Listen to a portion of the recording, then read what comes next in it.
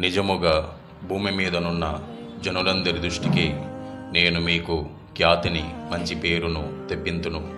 ఇదే యెహోవా వాక్కు. జెఫన్యా 3వ అధ్యాయము 20వ వచనము.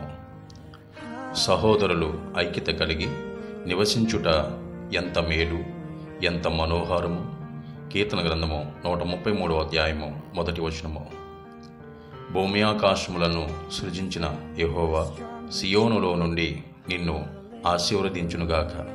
కీర్తన గ్రంథము 134వ అధ్యాయము 3వ వచనము. భూమిని ఆకాశమును సృజించిన సర్వశక్తి గల దేవ, మీకే వందనాలు. దినదినము మాకు ఆరోగ్యాన్ని ఇస్తున్నందుకు మీకు స్తోత్రాలు. ఎంతమంది అయితే ఈ వాక్యాన్ని వీక్షిస్తున్నారో వారందరికీ, వారి కుటుంబాలకు ఆశీర్వాదంనివ్వండి, ఆరోగ్యంనివ్వండి.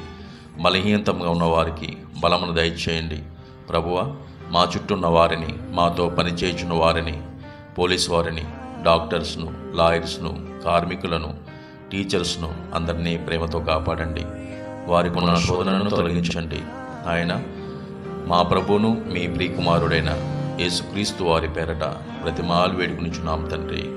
ఆమెన్.